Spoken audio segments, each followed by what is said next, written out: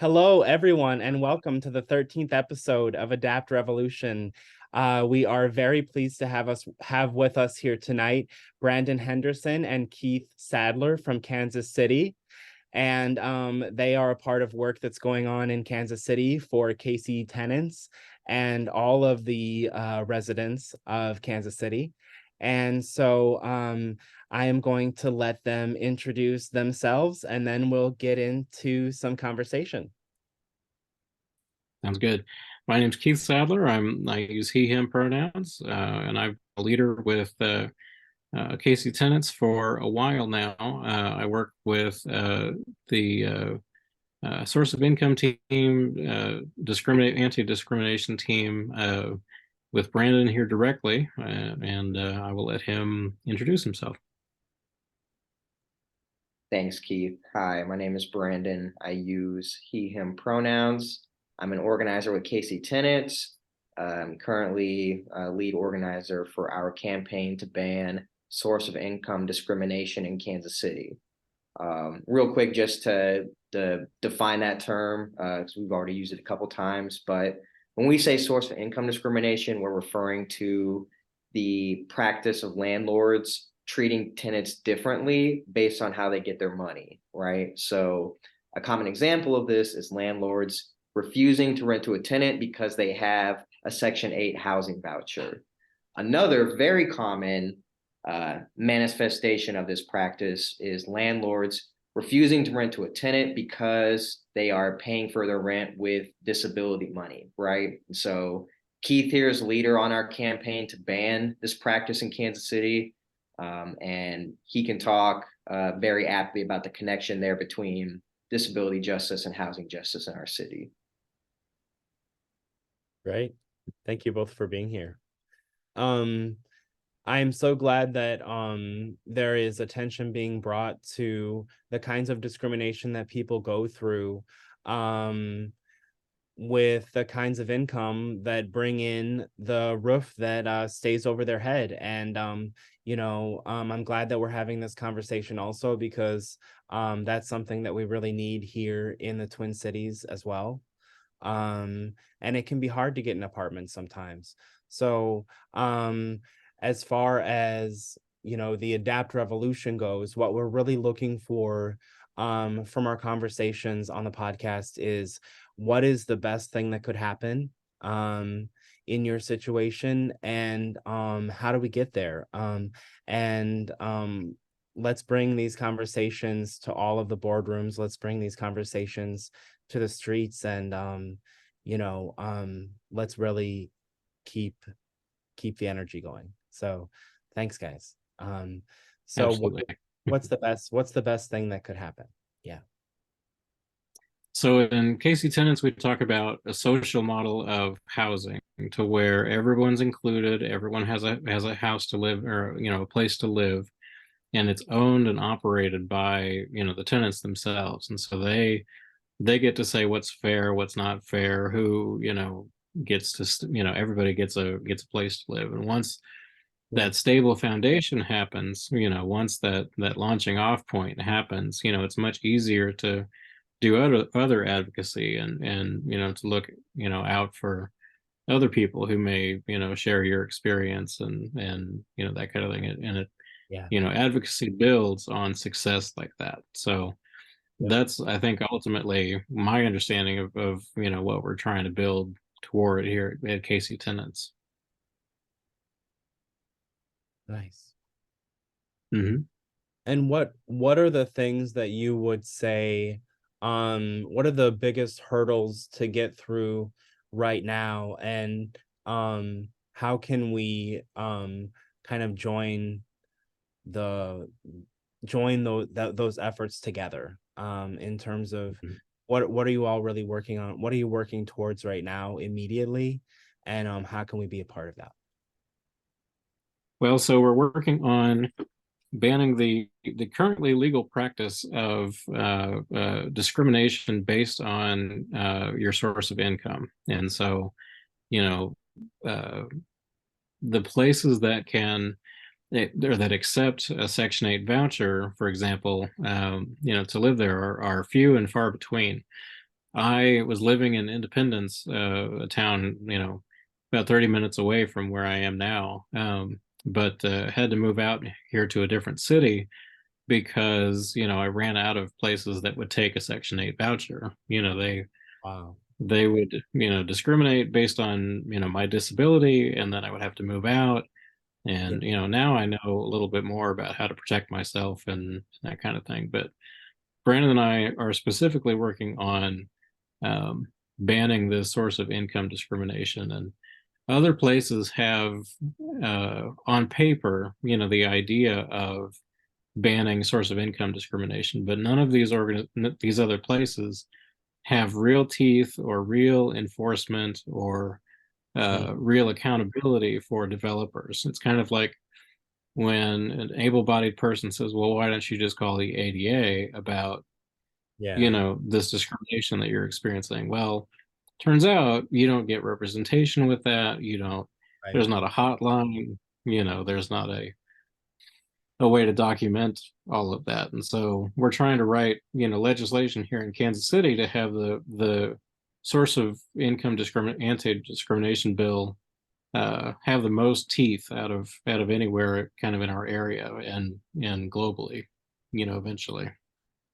And so would that legislation be local to, is it Kansas City, Missouri, for you all?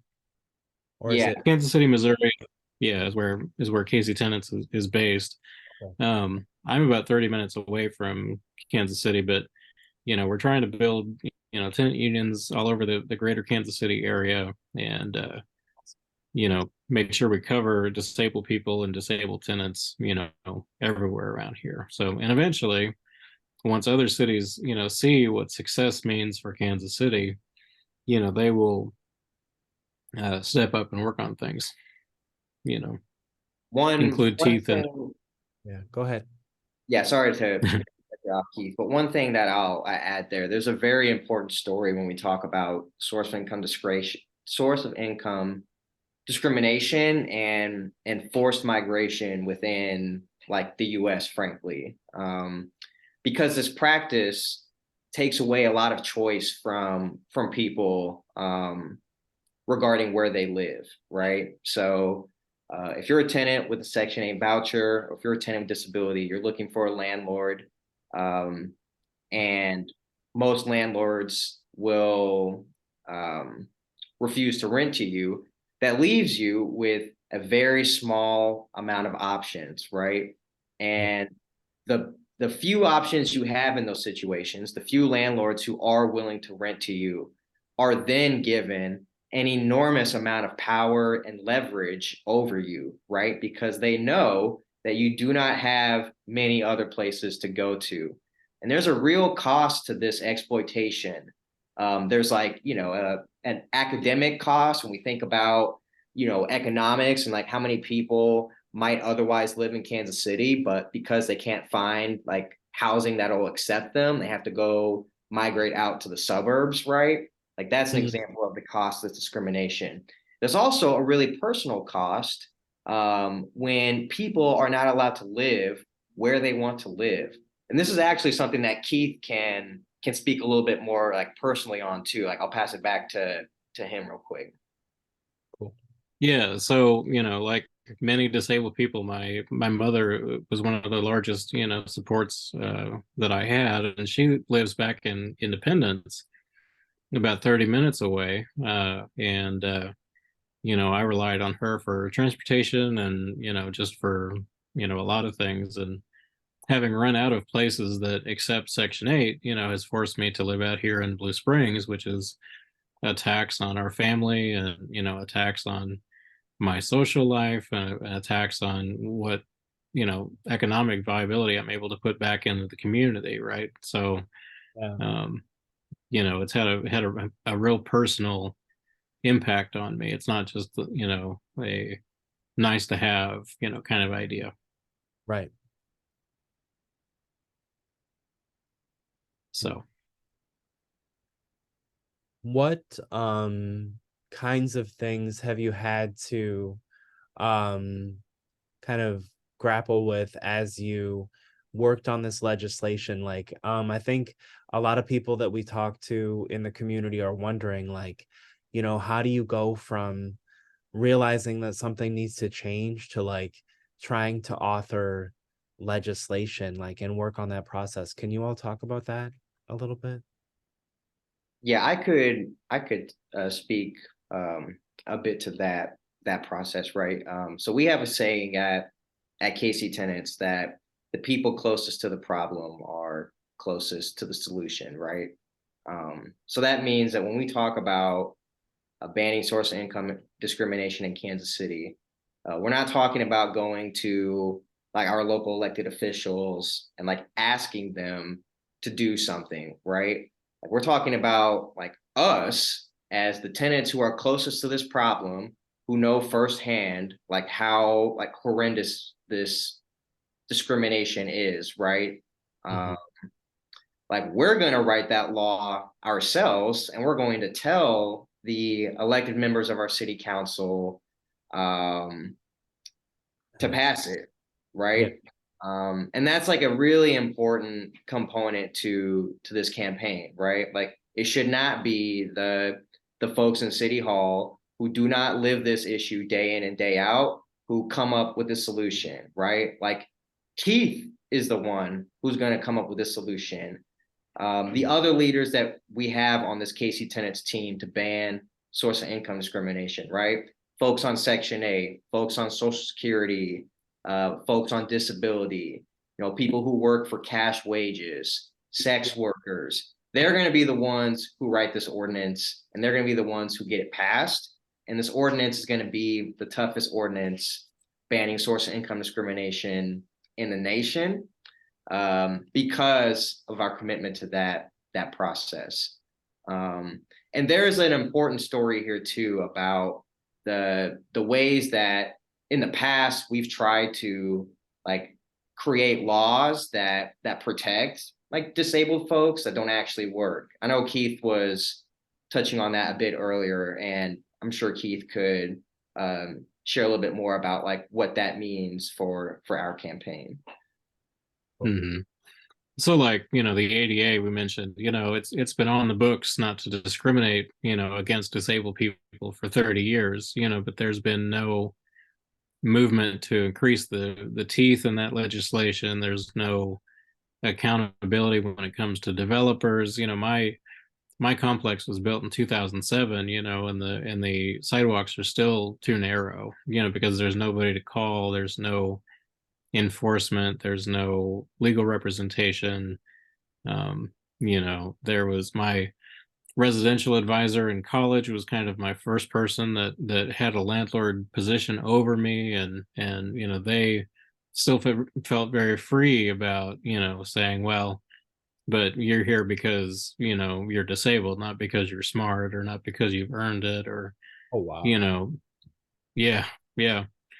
So in matter of fact, I had some bathrooming supplies that I would throw away in the garbage, and I had to live uh, on the outside of campus, was kind of their only accessible location, and there was a family there that they're young. I think they were younger than 5. Their child would pull these out of garbage, and my residential advisor was, said, well, this is your fault. Oh, And I said, right. And I said, well, I'm not in charge of their child, number one, and I am, just using the bathroom in the way that I have to. And, you yeah. know, but, with organizations like Casey Tenants, I know more about, what my rights are, and, how to go about, picking a fight, and when that fight is over, and, what we're working on. And advocacy is a lot like,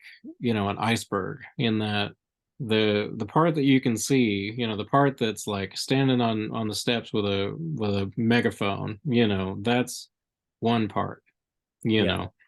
But the other parts, the 90%, is, making sure people show up to meetings, and making sure, there's printer ink, and making sure, that we get this language really right, and making sure we hear from everybody. So Yeah. everybody has, gripes about, the way the world works today.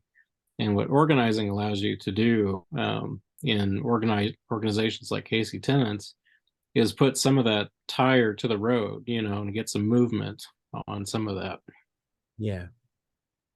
So, Yeah, that's great. yeah. I've spent some time in Kansas City, and I've seen how starkly different like different parts of Kansas City can be, and I'm just like, okay, like to really say that I can choose where I want to live, and to really have that in like a city ordinance where no one can, uncross any T's or undot any I's. It's just like I can feel that energy and that drive for you all, like and from here in the Twin Cities, like I'm just letting you know, like we're on your page, um Mhm. really exciting. So um just to realize, like, and to bring more attention to disabled lives, and to be like, yeah, we all work together. Yeah, we communicate this way, we do this way. Like it doesn't have to be anybody else's way. It's your way, it's our way, it's how we get things done. And that's a really beautiful thing about this kind of grassroots work. So Mhm. I'm just really happy to meet you both. Um, Yep, there are elected officials, and this is how we want to be governed. So, yep, yeah, exactly. Like we live here. Yeah, yep. thank you. Wow. Um, we do always ask all of our guests on the show, whether they have any jokes. Um, they don't have to be related to your work necessarily, but do either of you have any jokes to share? That's Oh a God. that's a good one. Ooh, Keith, Yeah. you got something here? Let me think. Let me think. Um, well, recently I just had stoma surgery, so I have two holes essentially that I use the restroom out of with bags and that kind of thing. So I was asking my friends, I said, "Yeah, okay, so who's a duo, that is not necessarily evil, but just obnoxious and kind of in the way and this sort of thing." And uh I sort of missed the whole Pokemon thing. I was more a Magic the Gathering kid, but they were talking about Team Rocket and Jesse and James, and so that worked for me, and that got me a good laugh at the stoma clinic the other day. Nice. So that's what I got for now. Cool. Thanks. Yep. Yeah, I wish I had something for you, Matt. I promise I'm usually much funnier than this. But All good. It's all good. nothing is coming to mind right now. No. I appreciate the question though. Since we're part Yep. of Frogtown Community Radio, I'll tell you both a joke that I we've put on here before. Um, what happens to a frog that parks illegally? Hmm. What What? happens to the parks illegally? It gets towed. Yeah, That's a good that's one. pretty good. Yep, Uh, yeah, cool. it's Um, pretty good. All right. Well, I am wondering, as far as our conversation, if there's anything going on coming up that, people could help with from wherever they might be, and if you all have anything else to share for the evening. Yeah, I can talk a little bit about the Cool. the help component there. So we're nearing the kind of like final deliberation for our team on like what the language for this law in Kansas City is going to look like, banning source of income discrimination.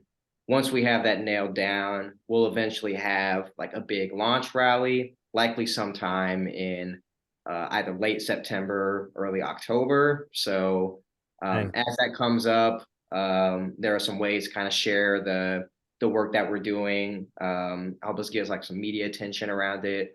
We'll be sure to keep y'all in the loop on that. Um, so those are kind of like the immediate next steps for for us these next couple weeks.